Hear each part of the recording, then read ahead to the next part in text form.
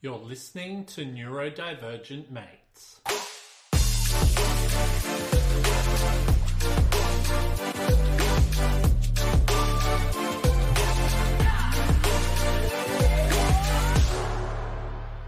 Hello and welcome to another episode of Neurodivergent Mates. I'm your host, Will Wheeler, joined with my... I forgot to turn the repeat off. Yeah. Oh, well, anyway... You're listening to Neurodivergent Mates. I'm your host, Will Wheeler, joined with my main man, Photon John. Kev, what's going on, brother? I had an excellent day today. I woke up, body woke me up at 6:30, and I was just immediately in hyper-focus mode. Really? I made a list this afternoon of all the things I got done. I'm like, how did I even find time in a day with time? Oh, you just froze up there, Kev. Oh, no, you're there. You're back. Yes, sweet. Yep. Oh, good, man. That's good. That's good. It's good when you can just wake up and be ready to rock and roll, you know? You know, for me this morning, right, I slept in. You know, because it's a public holiday here in Sydney. So I was like, oh, cool. I was able to sleep in. But you know those days when you know you can sleep in, but you don't. Yeah. You know what I mean? It's like, I'm going to sleep in tomorrow, and then it doesn't happen. So I was like, I slept in. So I was like, I feel really good. But I know tonight I'm probably not going to be able to get to sleep until like really late, and then try to wake up early tomorrow and be like, oh, man, I got no sleep. But anyway, we should really get stuck into this today. We've got a really good topic that we're talking about and a really cool guest coming on. So today what we're going to be talking about is substance use in aged care with special guest Erin Flint. Erin, how are you today? I'm really good. I'm wishing I had some of John's hyper-focus, though. So Hyper-focus. I'd have to grab some of that. Yeah, not a problem. But look, thank you so much for coming on. I think when Photon John came to me with this topic and said, look, man, I know this person who's doing all this research and that into this topic, I was like, oh, wow, that's interesting. So, thank you so much for coming on. We're definitely really keen to talk more about it. But before we do, what we might do a bit of a shout out to anyone who's listening. So if you haven't already done so, please subscribe, like, and follow to all of our social media pages. We're available on TikTok, Facebook, Instagram, X, Twitch, YouTube, LinkedIn. We're also available on all platforms where you listen to your podcast. Also, too, please remember to subscribe, rate us, do everything to help with the algorithm so more people can listen to us, and check out all the cool people who are coming onto our podcast. Photon John, you like that one today, brother? Yeah. I'll double down on that algorithm stuff at the moment. I know there's some seismic shifts going on with most social media, including YouTube.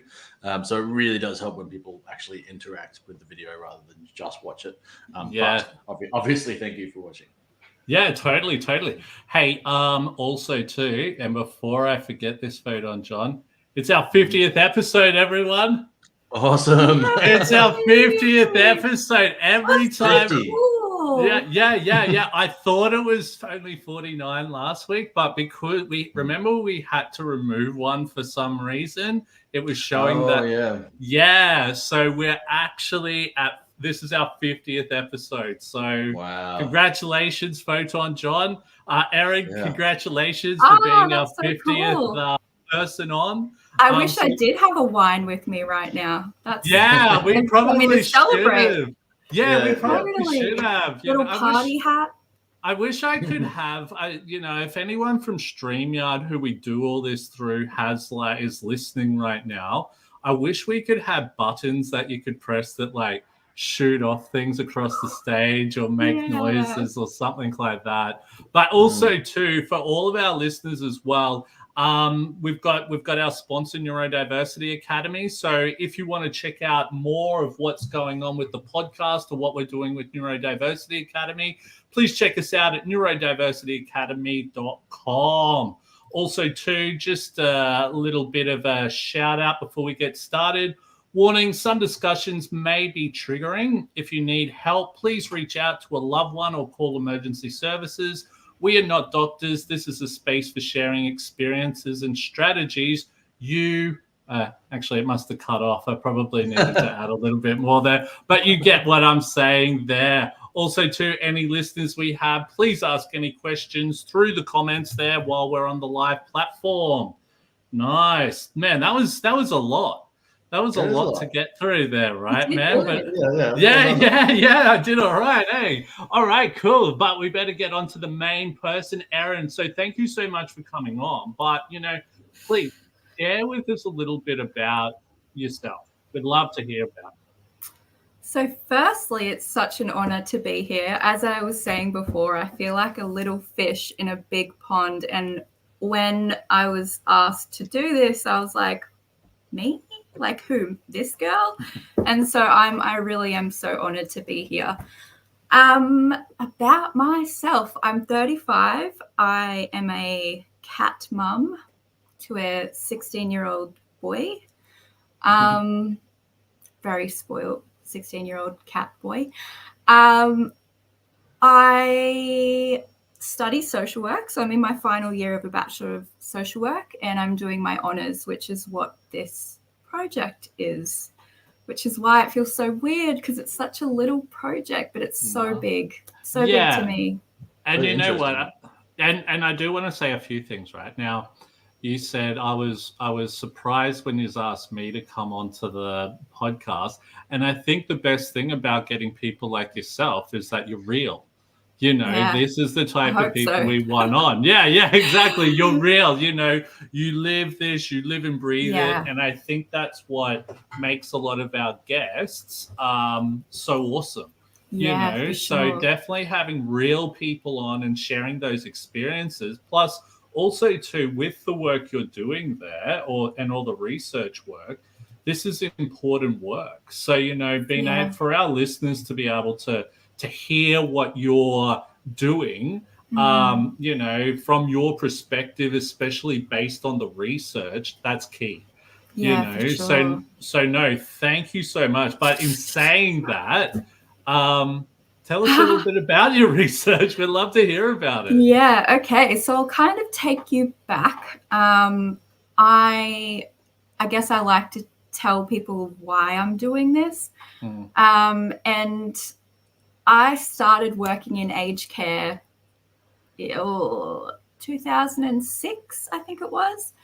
And I spent 17 years in that field. So I think that now that I really reflected on it today, and I think that my neurodivergence was kind of conducive to that field, because I felt so safe going into a nursing home every day and being with a big group of people who were just awesome. And I used to I worked with dementia specifically for quite a long time. And the creativity that I had when it came to managing behaviors in dementia was unreal. And I never thought about it, but really I think my neurodivergence and my character really played into that, because I have to tell you this story. I tell everyone this story, but I had a guy who he would not go to sleep until he'd spoken to his daughter on the phone. And he was so Scottish, like really, really Scottish. And this daughter didn't really want to borrow him. She was like, nah, call someone else.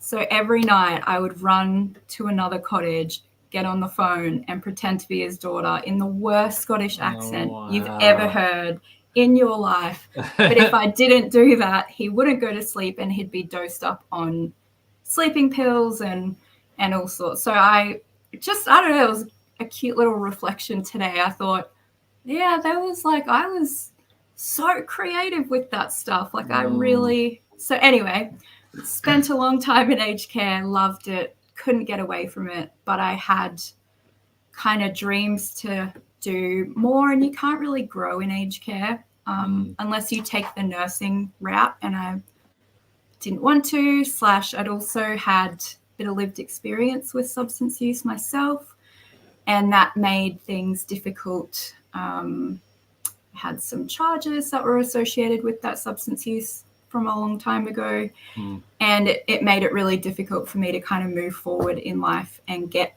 what I wanted to get. So I eventually went into social work, which is super cool. It's definitely my zone. And through social work, I ended up doing my first placement last year at a harm reduction drug and alcohol facility. And so I didn't know that harm reduction existed, but it's more or less an alternative to sobriety models. And, you know, you think about, oh, there's someone that uses substances. What do they do if they want help? You go to rehab, or you know, but I'd never heard of this harm reduction thing, where it's just kind of meeting people where they're at, not pushing abstinence down their throats, not, you know, giving people clean equipment, being there to just listen. So that was just a dream. I spent a year with them. And during that time, the idea of doing my honors kind of came up. And I was like, no, I couldn't. I'm not that girl. But one of my incredible supervisors, I was on a meeting with her about something else, and she was asking me about myself, and I told her a bit about what I've just told you both. And she said, I really want to do a study on older people and substances. And my mind just went, like, what? Like, that's my two things. Like, that's my two passions combined into one. Like, I have to be a part of that. So yeah, then the honors thing kind of came up, and that she was doing a different project, but I put my name down for it. You met know with what? her and sorry. Yeah, you know what? It's so interesting when you know, you were saying that, and I'm assuming you had some problems with substances at one point. Is that correct? Yeah. And it's so interesting how sometimes we can have a problem with something, but we can then turn that problem into a positive, which we can then create the next chapter of our life. And it's sort of like 100%. we can definitely, it's just interesting how it works. Sometimes these negative things that happen in our life, and not necessarily negative, but maybe at some point in time, maybe we did see it as a negative. Well, don't get me wrong. I used to have a bit of problems with substance back in the day. And it was interesting you were talking about it before, how you were dealing with certain people who, you know, were struggling with, or, you know, using it or whatever, and you needed clean equipment and stuff like that. You know, it can be very difficult at that point of time to just quit cold turkey, you know, but sometimes when you've got these great environments and other people around you who actually understand it or have been there, done that, can definitely, I suppose, inspire or help people to maybe want to change that, if that makes sense. Definitely. I think you know, all three of us have had previous substance issues. You know, I remember myself feeling a big sense of shame around it, and I knew that sort of everyone coming at you going, you need sobriety immediately, right now, go to rehab, kind of environment didn't help me at all. It made me, you know, hide. Well, do you know what? And, you know, Exactly. Well, do you know what, right? Like, it's funny you say that, all this shame and that, but I think for me back in the day, I didn't see it as a problem. You know, I didn't, you know, I think when you think of maybe someone who has a problem with drugs or alcohol or whatever type of addiction they've got, could be gambling, sex, whatever it is, right? It's you don't see it as a problem. You know, it's hard to explain, but, you know, I suppose for myself, I always thought that someone with a problem is someone who's like a junkie, you know, all that. But, you know, if you're doing if you're like I remember back in the day, like really craving to get home just to be able to smoke a bong or whatever like that. And I was just so angry if I couldn't get that type of stuff. But I didn't think, oh man, I've got a problem. Yeah. You know what I mean? But now, I don't need that. I don't crave that type of thing. Yeah. But it was so hard to see beyond that type of thing back in the day, if that makes sense. I think it was more once I had sort of gone, oh, I want to build a career, and to build my career, I need to distance myself from this.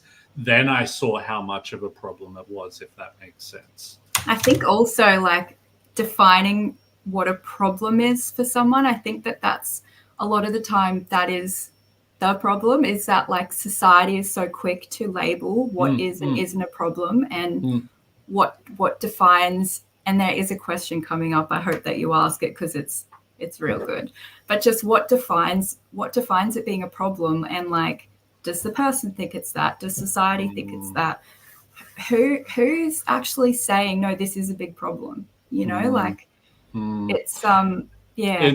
It's interesting that you say that as well, because I speak to, and obviously with a lot of the work I'm doing in the neurodiversity space, I'm coming across a lot of people who struggle with, say, social anxiety, or lots of different things. Now, we're seeing that medical marijuana is becoming readily available, and it has so many great uses, right? And it's so interesting when I'm speaking to these people that it's like they're afraid to want to be open about it, because they're afraid of the judgment and that about it, and once they sort of, I can pick up on it, and I'm like, oh yeah, this and that, rah, rah, rah, you can just see the whole, because they're like, what, it actually helps me.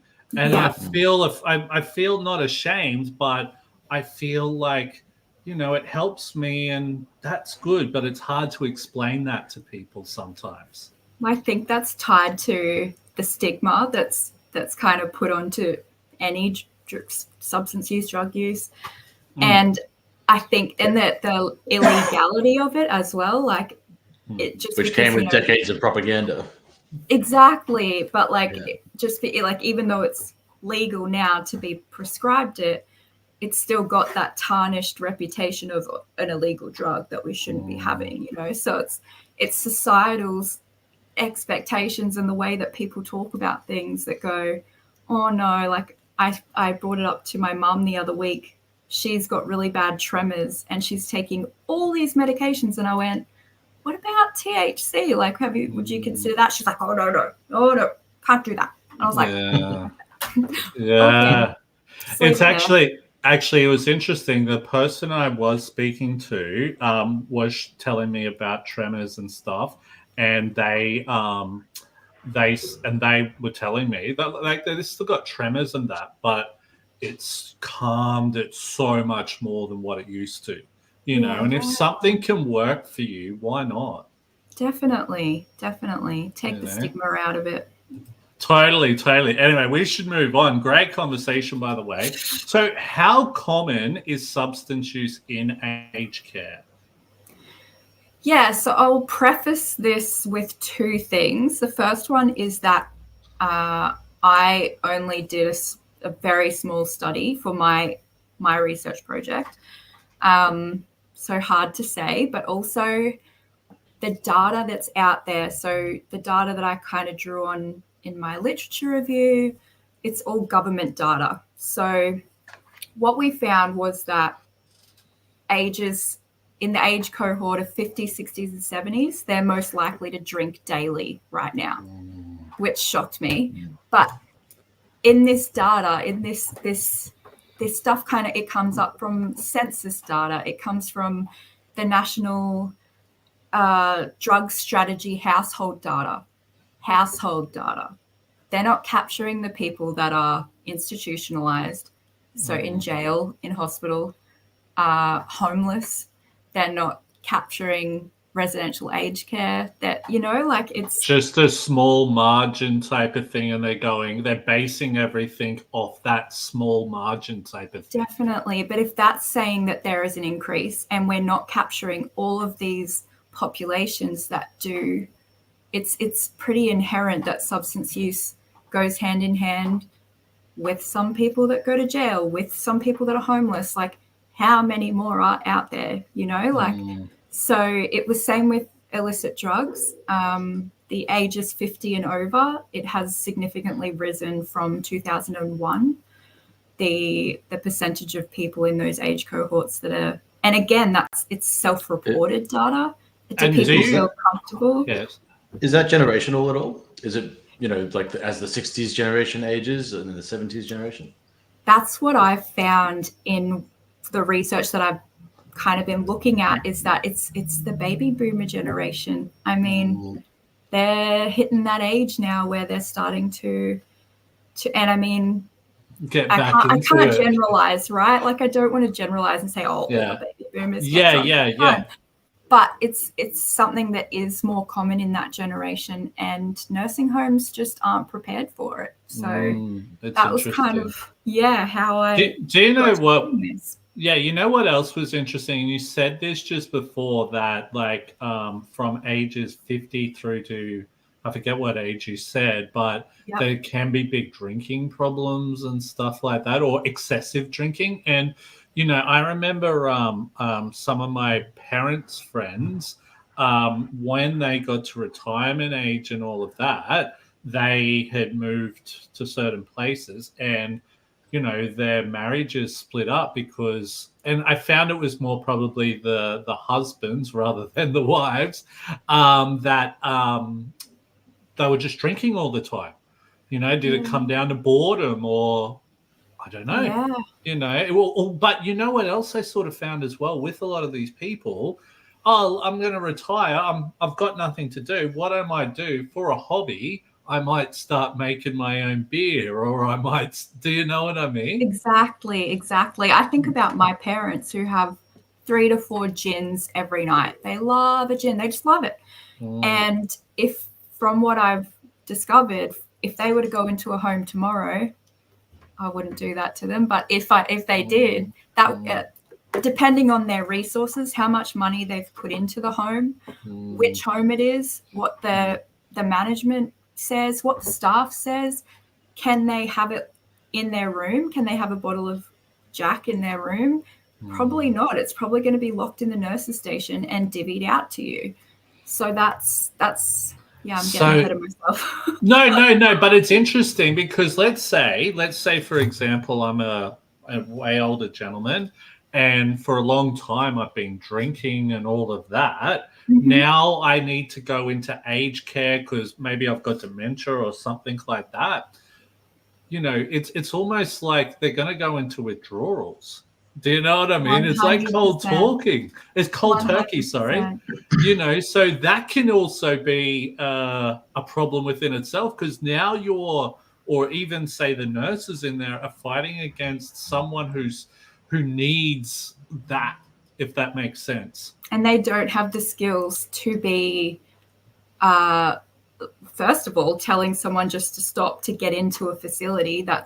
Which is what's happening. So people actually aren't getting in the door if they disclose that they use substances. It's too hard. They're a problem child, which is blowing my mind. There's a lot that I found that I'm like, I mean, it doesn't surprise me, but it's still like, oh, okay.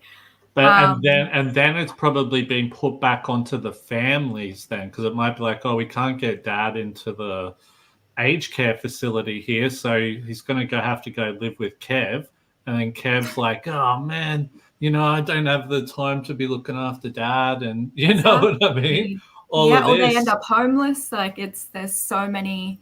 It's wild. There's more research that needs to be done for sure, but the how common it is I think it's very underrepresented in the data, if that makes sense. So. And also too, we'll go on to this next question, because I think this will sort of talk a little bit about what I was sort of wanting to carry on with. But could you define use versus abuse? Sorry, could you define use of substances versus abuse, and what the focus on your research was?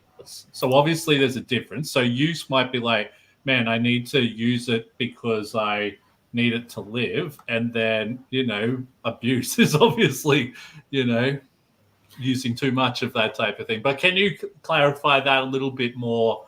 Yeah, I love this question. So actually, so as I was saying before, what constitutes abuse? Like who makes the rule to say, oh no, this much a day is abuse, or one person's abuse, maybe the next guy's recreational limit. You know what I mean? So for me, I tackled this, well, in my personal life and in my professional life, I work from a real anti-oppressive framework, and that's the framework I used in my research. And when we're thinking anti-oppressively, we're really looking at power, first and foremost, and how power is played out from, the big people down to the little groups. And we're looking at language. And so for me, it's substance use for me. It's no matter what scale you're on, where you're at, it's substance use. Once you start, saying or dependency or misuse or I just find it really hard to gauge. I don't know. It's part of my framework was kind of really highlighting that. I'm flipping my notes over. Just really highlighted that the language that you use around substances can actually destigmatize this sort of stuff. I think the word abuse has so many negative connotations to it. And if you start saying, oh, that guy's a substance abuser, I don't know. What do you guys think about that?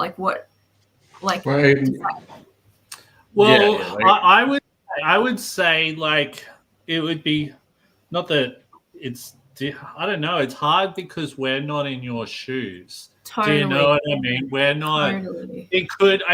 Maybe it could be if we let's look at neurodiversity, for example, and there's these different people can sometimes see it on different scales. You know what I mean? Maybe stuff like that, but I really couldn't answer the question properly because I definitely agree with what you say because, I think as well with, drug use and all of that type of stuff, it is a problem, it can be a problem at times. So, and sometimes, people are trying to, I think sometimes people say people who are struggling with some type of use of something and think that you can just stop like that, where there's so much involved with getting to that point of being able to stop. I think the biggest thing I think I found was let's say smoking weed. The thing was, I remember in the end I didn't even really like the feeling I got from smoking weed, if that makes sense. But I loved ripping bongs. Yeah. You know what I mean? That was what addicted me, type of thing. It was I craved that. And you can't just you can't put nicotine in there or tobacco, and rip bongs. It's just not the same, if that makes sense, So that was sort of the addiction I had, type of thing. Not really the drug itself. I wasn't really, in the end, I just hated it. But it was interesting how it sort of worked. Well, I think,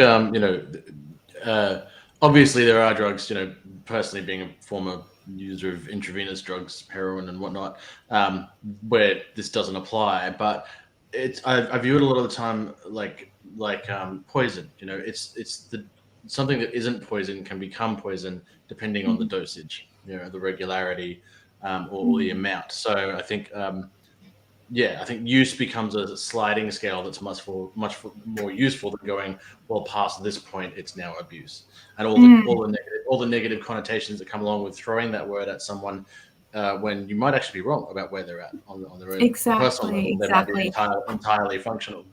And I guess like just saying substance use, it could that just covers that whole scale, you know, like it covers it without putting that negative word like, oh, you're misusing it or you're dependent on it. Substance use kind of encapsulates all of it, but it's just a less stigmatizing way of saying, you know, just referring to someone that uses substances. So, and in saying that, I think it could over time, you know, I don't know the word I'm looking for, but using that term, maybe more people will come on board with that and understand it better. You know, some people just don't know what they. Sorry, I just wanted to share this because someone wrote through and they said, "This is fantastic, Erin. I'm so proud of you. Use, not abuse. Use, not abuse. I'm fully supportive of your anti-oppressive approach and anti-stigmatizing language around substance use. I'm so excited to read your completed research project." I'm assuming this is probably someone who knows you. Oh, if I think I know who it is, but because it's coming up LinkedIn users. So LinkedIn user, unless that's your real name, LinkedIn user, please feel free to comment back and we can give you a shout out if you like. But thank you so much. Yeah, it is like it's a big thing. I think, as I said, working anti-oppressively, there's so many, like I'm definitely not calling people out, but even the word junkie, I'm like, like it just, and again, like you said, it's if you're not in that context, it's really hard to know. But I used to call people junkies, and now I'm like, like it's just the words that we use give power to oppressing groups. And another person. So we got another person. I know her. There you go. Is it Maria James? Is that her name? Yeah.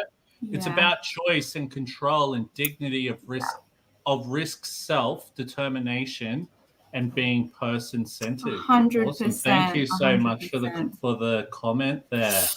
Cool. No, awesome chat. I'm really enjoying this because, you know, even when I hated back when I was younger, I did smoke a lot of weed and drink a lot, but I had dreadlocks all the way down to my ass and stuff like that.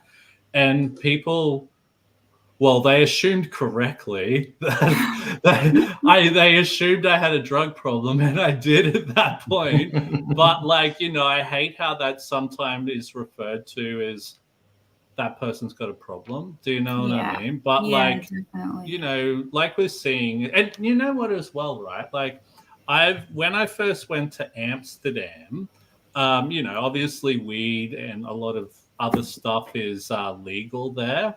And I think like my whole perception of getting there, I was thinking, oh my God, what's this going to be like, But when it's in a controlled environment and it's legal and that, it's actually feels a lot cleaner, if that makes sense. Or I don't know. It was just normal. It was like the pubs that you go to and see, like you go for a drink or whatever like that. And I thought, there's no problems at all. It's actually a lot better because there's actually rules in place and, people don't seem to abuse those rules. I guess it's also like, because it's legal there, right? Yeah. So it's taking the criminality out of it. As we were saying before, like it kind of, that helps to lift the stigma when you stop viewing everything as, oh, it's so illegal and it's the worst thing you can ever do and you'll go to hell for that. Like it, as you said, like maybe you felt the stigma lifted. It's so societal. And it's actually interesting because a lot of European countries, and I think and when I mean European countries, I'm talking like countries like, I think like Switzerland and like the Scandinavian ones. Yeah, like the real rich countries, they're like legalizing things like cocaine and heroin and all of this type of stuff. And they're actually finding that because they're legalizing it, they're obviously not legalizing for people to deal it like illegally. It's still illegal to, for Kev to go out and, not saying Kev would, I'm just using you as an example, Kev, go and sell to some people down at the train station or something, right? But like it's actually being sold in, say, chemists and stuff like that. It's controlled, it's clean, people know what's in it. So a lot of like and also too, I think they're able to prescribe them the right amount. So deaths are obviously there's not as many deaths and all of that. And maybe they're finding as well that people are getting off it because they lots of little stuff. Not to mention the violent crime, drug-related crime rates went way down. Yeah, kind of put a lot of those people out of business. Yeah, it's what you were just saying about chemists being able to prescribe certain amounts. I'm going to do a little plug here, if that's okay. But sweet. Queensland. Are you a chemist? No. Okay. No. There's the place I used to work, Queensland Injectors Health Network, down in Bowen Hills, are now doing drug testing. So you can actually bring in a sample of the bag that you've got for Friday night and get it tested and see what the strength is and stuff like that. So I think that's helping. And I think we were seeing a few music festivals were starting to do that as well. And a lot, especially over in Europe, were doing stuff like that as well. And it was interesting to see what they were actually detecting. But, if it's saving lives, because this is the thing that people don't realize, right, is that, okay, you could take something off someone, but they can easily go get that somewhere else. Do you know what I mean? So if we're going to play that game, why don't we have things in place? Well, it's giving people choice too, I think. Like get it checked, find out what's in it. Do you want to take it, or what do you want to do with it? Like, do you want to take it back to your dealer and punch him because it's not what he said it was? I don't know, but maybe it's really good. It's giving choice. It's giving safety. Yeah, and I think I talked earlier about sort of feeling shame and stuff when I was younger, and it's we forget that drug use goes back pretty much to the dawn of humanity. If prohibition was going to work, I think maybe somewhere in the first 1,000 years, maybe it might have worked. Totally. I think we have to face the reality. People, this is going to happen. We need new approaches. And harm reduction is really the best approach, I think. Totally. Totally. But the focus on the research, I just realized I totally missed that. But I had to narrow it down to just illicit drugs and alcohol. I had to take out smoking. I mean, substance use would encompass like alcohol, all the illicit drugs, cocaine. What about vaping? Steroid use. So it was a whole big thing, and I'm doing a little honours project. I say little, but it's going to be about 20,000 words, and I want to cry because it's still not finished, but that's okay. I just had to. Have you heard of ChatGPT? I would never. It freaks me out. I know what you mean. Totally. So it was, and because it's just a little project, I was interviewing staff in residential aged care facilities to see cool. What the current climate is. So that's heaps cool. So moving on from that, what are the more common substances that older adults tend to use? So we sort of spoke a little bit about alcohol. We were talking about is there, say, prescription medication that's maybe being used a bit more than what it should be? Or so also knocked that one out because it was too big for my. But I believe there is, but that was I kind of took that out of my paper.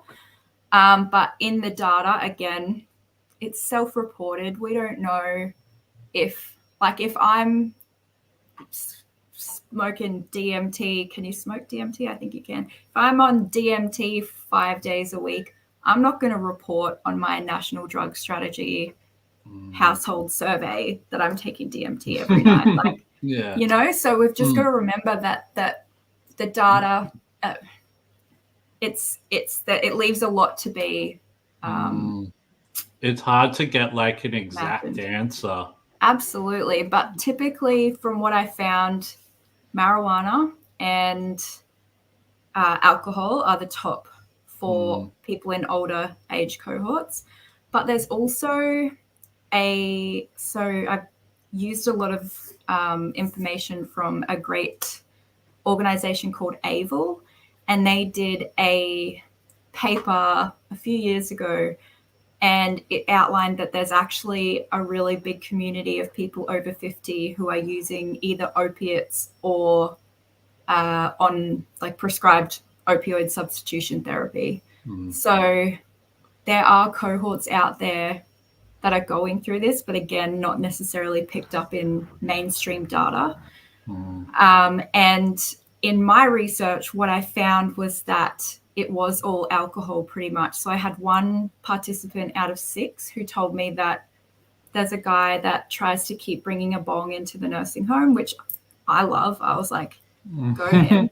But they didn't love it very much. So it was, again, not surprising to me, but still, it just made me a little bit angry. Like, are people where's the education to tell older people that you can get a script for marijuana now? That guy could be doing it all above board if someone was educating him on that. But no, they're just reefing the bong off him and he's getting another one. Like, it's some of that, we talked about how it's generational, and the generations that are aging now are from the 60s and 70s and whatnot. Is aged care not necessarily moving with its demographic? Are they still treating them like the greatest generation, where well, I mean, I don't know that it wouldn't have been a problem, but assuming they were a bit straighter, is that part of the issue?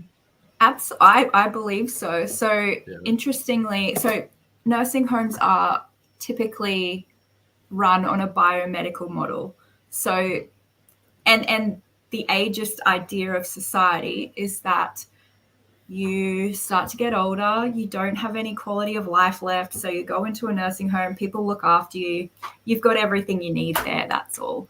There's not a big focus on quality of life. And crazily, so as a future social work practitioner, I know that social work is everywhere. It's in every field you could imagine, but there's hardly any in residential aged care. So it was such a struggle to find participants who were social workers, because I think in data that I found, there was like 15 social workers in residential aged care in Australia.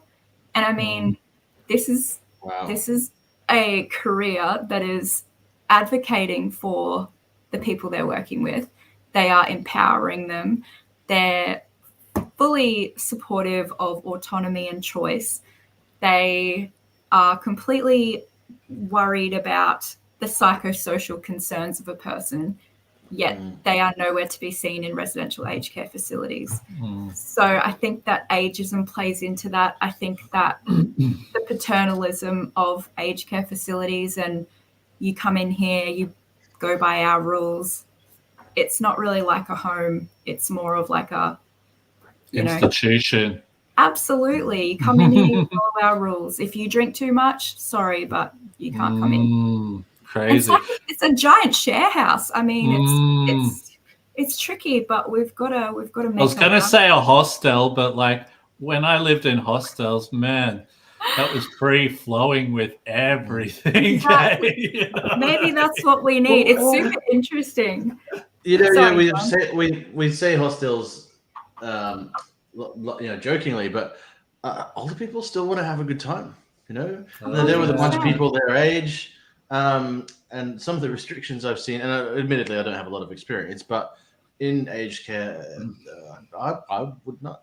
If I'm still kicking at that age, I want to have a beer with my friend, who lives down the hall. Absolutely. But it's such the people I've spoken to, it's such a wild concept to them. When I tell them what I've been focusing on, they're like, wait, in the nursing home? Like, and I'm like, yeah, why not? They're like, wait. Even my GP was like, oh, I never thought about that. And I was like, oh Mm. God, bit of a worry. You're Yeah, you're a true. GP and you haven't thought about this. You're not So- picking up on like your older but it's patients and just, stuff like that's that. how much of a gap this, which Yeah. scares me. It puts a lot of like, I feel so much pressure because it's kind of undiscovered. Like there was no research in Australia about this. And aged care needs to get their act together before millennials get there, because Well, have a time. right? I mean, interestingly, and I hope I'm not going too far off topic. No, here, it's all good. We just had the Royal Commission into Aged Care Quality and Safety recently, which was done on the back of all these horrible televised reports of abuse happening in residential aged care facilities, among other things. And so they've put together all of these documents. They've got the final report. And what interests me the most is that they've got, it's all about self-determination and autonomy and choice and dignity and person-centered care. That's exactly what it's all going to look like. But they've got this part where they talk about target populations, and they've got LGBTQIA+, they've got the homeless populations, they've got refugees, but there's nothing in the ginormous report to talk about substance use. So you've got this data telling you this is happening, and they've completely missed it. Everyone seems to have ignored it or glazed over, but these nursing homes are not ready, and they are turning people away that need to access care. And still in this giant report, it hasn't been addressed. So yeah, that's it. Interesting. The thing is well too, right? Like I've listened to a lot of podcasts recently, and we're seeing that a lot of treatment for a lot of stuff, they're using stuff like LSD, psilocybin, all of this stuff, which has actually been really effective. So, especially when you're talking about your GP not knowing about that stuff, that's interesting as well, because you'd think that people there would be sort of like, oh yeah, well, there's this new study, maybe this will help you with this, or this will help you with that. I'm pretty sure they're using, like, say, LSD, and it's probably being used in a different way than, say, hey, here's a tab, go into the field and good luck to you, Yeah. It's in a different environment, a whole bunch of things. And it's almost like with, CBD and THC and all of that type of stuff. It's being used differently, and the feeling from it is different as well. You're not necessarily getting high off it. It might be just helping with whatever it is, the ailment you might have.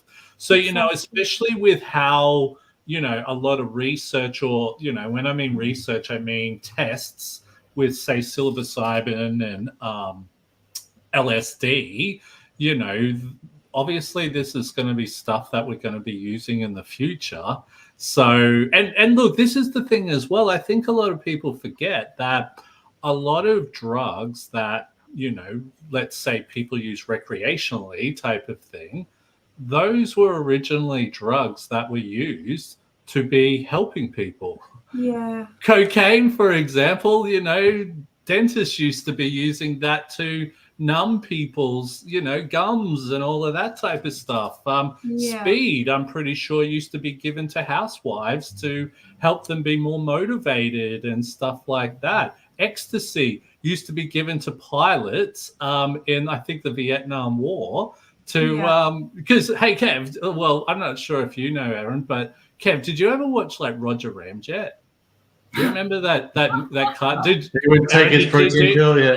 Yeah. Erin, did you used to watch that? And remember, like, so what he used to do, so he could have magical powers and all that, pop his proton energy pill. You know what I mean?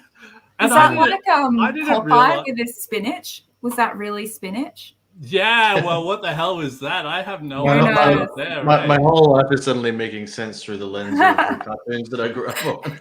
Yeah, totally, man. I'm aware we're sort of starting to run out of time a bit.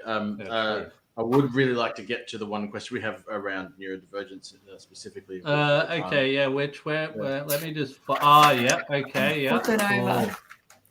So there is research showing a higher rate of substance. We should have used use then. Now that we've had like the the conversation, let's rename it problematic substance use. Cool Man, that you picked up on that though. You could have just hell read it yeah, and been like, hell yeah. I'm Very learning, good. right? I'm Yeah. learning. we're So changing. I'll read it back out. So there is research showing a higher rate of substance use in neurodivergent individuals. Have you noticed this in your research? So with my cohort that I'm kind of looking into, definitely not, because I guess like I know we've all spoken about our own experiences with substance use and being neurodivergent. This is just 3 of us, but it's 3 for 3. So it's definitely more common. But in people at residential aged care level, can you even imagine how many people might be misdiagnosed or undiagnosed? Like, can you even can't even and would fathom. not even think that they would even come under this umbrella. Would not have even entered their or their doctor's minds, because I guess ADHD on its own was not even put in the DSM until I think the 60s or something, and it was a children's disorder. And I think it was the 90s that it became like recognized as an adult disorder. But they're not going to go around the nursing homes and go, we should probably do an assessment for Let's ADHD. do an assessment on everyone. You know, so like, I mean, I hate to think. Without armchair diagnosing, did you have any personal experiences with people through your research where you went, you know? Well, but so you were more dealing with the nurses, right? It was all staff, yeah. So right. if I do a PhD, which I'm getting poked and prodded at for, it would be to actually do the study with the older people themselves. So check back to me if I end up doing that, and I can tell you. We'll have Dr. Erin Flint on the show, right? But I think sorry, even John. unrelated to drug use, I'd love to see a study on, the prevalence of neurodivergence in that generation, especially in aged care, that just would have, they weren't just not diagnosed, there wasn't a diagnosis, or, Definitely. What does that look like? Yeah. Definitely. I think that's always hard too, because you're looking back over your life, and I would love to know what a diagnostic tool would look like for that. Because and what someone who's neurodivergent has been undiagnosed their entire life and are reaching the end of their life, what does that look like? I don't know if I could. Well, you'd have so many. Well, you'd have so many. If you've lived a long life type of thing, you would have had so many processes in place that you've naturally done your whole life type of thing to be able to just live every day with this. Yeah, exactly. And you would have just thought that what I mean, I'm that weird. was There's normal. Something wrong with me. Or weird, or this is normal. No, I honestly, when I read that question, I went, oh, God, I can't even. I have no idea. There must be so many people. And I think that's good that you've answered that question like that, because I think it just goes to show how there is minimal research, or so much research still to be done. It's like when I'm doing talks in certain parts of education, especially in higher education, and I'm like, look, this is from my experience and a lot of experience that I've heard from other people. The research still doesn't exist, but you could probably be guaranteed that there is a high chance that a lot of this is correct. But I can't give a correct answer on a lot of stuff because the evidence just isn't backing it yet, because it doesn't exist. Exactly. And I guess people haven't had that drive to go and look into it yet. But now where do you start? Where do you start? Let's go do this project. The 3 of us, let's go. Well, the thing is, it's so like we could do, I don't know, research on neurodiversity for males who may start using drugs at the age of 13. That's one thing. It's so broad within itself. We could then go, hey, we want to do testing on neurodivergent females who have an addiction to shopping. Do you know what I mean? Like, there's so many things that you could impulse buy. Yes. Yeah, totally. And it's where do we start? Where does it end? It would never end. It's such a big pool, and that's the hard part of trying to end. And I think this is where it's so important to, for people to be sharing those lived experiences to really, so we can be like, okay, yeah, cool. Because I think as well is that when I hear certain people share things, I can say, oh man, I can relate to that. Or no, I'm not really like that, but yeah, I can relate to that, and vice versa type of thing. Yeah, which is really, I don't know, I've found that's really important since understanding that I have ADHD and potentially autism, that I can get that relativity to someone else or something else, or it's just always felt weird. Well, can I say, right, that when I do find out and have a conversation with someone who's neurodivergent and whatever that is, I always feel like I've got that connection. Do you know what I mean? Like, it's, I don't know, once I sort of find out and it's like, oh, wow, I feel like I've got that connection. Like, oh, man, yeah, this person knows exactly. And then also, too, it's been, and this is another funny thing, some of the conversations I have with people offline, I'll tell you, not probably on like the podcast, are some really out there conversations, which maybe in the real world, so not that saying that we don't live in the real world, but do we? Yeah. It might be frowned upon, or people are like, oh my God, you can't say that.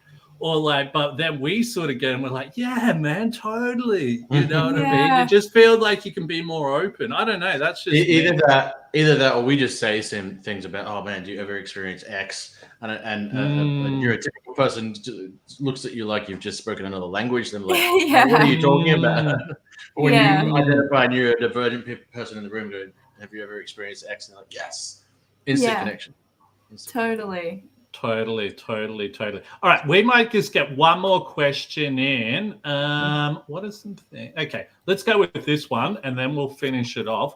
What are some things that aged care facilities and government could do better on this topic? I think this will be good to wrap it up, right? Where do I start? I don't know where to start. Okay, let's just end it then. Many. No.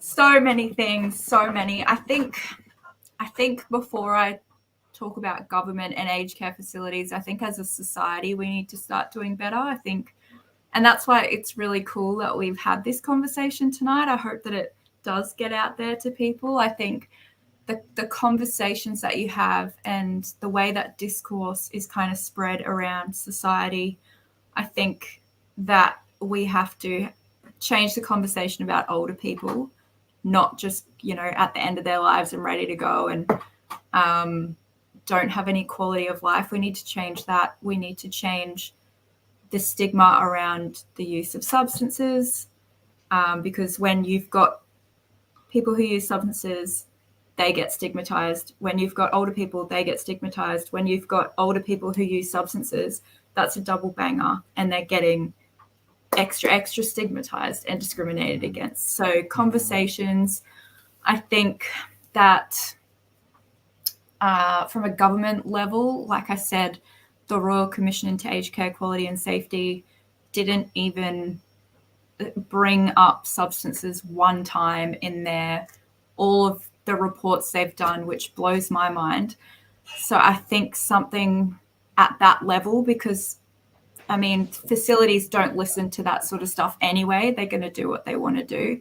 But if it's not coming from up there, then how is it going to kind of trickle down? There has to be communication. Like I found that facilities aren't actually giving potential residents any information about, you know, can they use substances? Can they have it in their rooms? So people are pretty much rocking up to move into a nursing home and going, oh, I can't drink here? Like, really? I didn't know that. You've got to have that conversation. I think that we need, what else?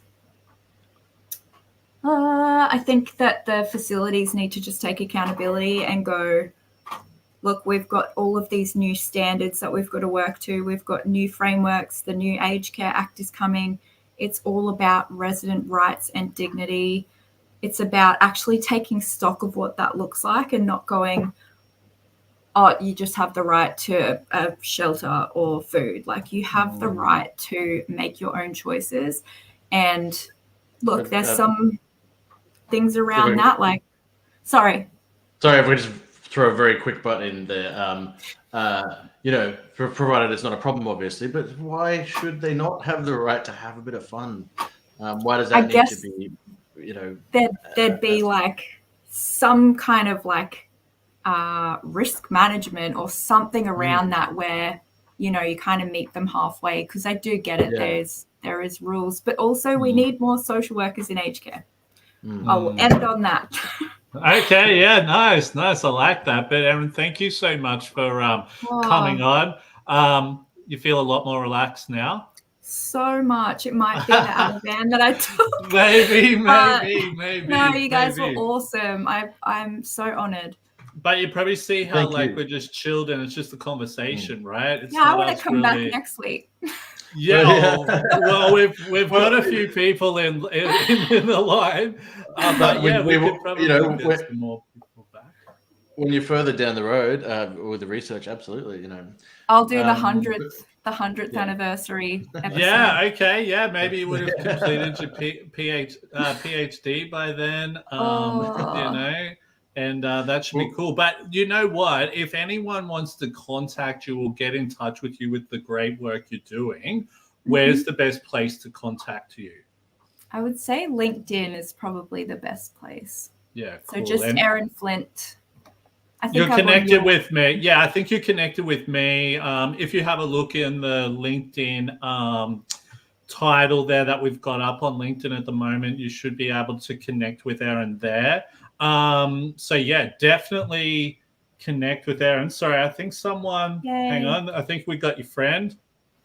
We so do need more social workers. All right, and thank you, Maria James, for all the great. Thanks, Maria. All the great comments today. We love when our guests or listeners are listening through. So thank you so much. Photon John, did you have anything else before we finish up today?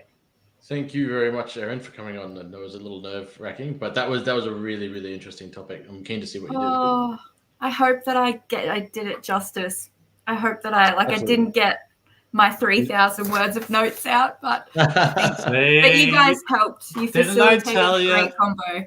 You did. I tell you won't need all of those notes. It's very good to have that. Yeah, totally. We want to get topics and information out there, but honestly, we're just trying to normalize conversation. You know, like I said, it's like we're sitting at a pub. You know, just having a drink or something. You know. Using substances. Yeah. I was about to say the exact same thing. But yeah, you know, it's just like that type of thing. But Erin, thank you so much for coming on the podcast today. It's been awesome chatting with you. So good. Totally. And for anyone else who's listening out there, if you haven't already done so, please subscribe, like, and follow to all of our social media platforms, or subscribe to us on our podcasting platforms. My name's Will Wheeler, joined with my main man, Photon John, and this is Neurodivergent Mates. Till next time. Thank you.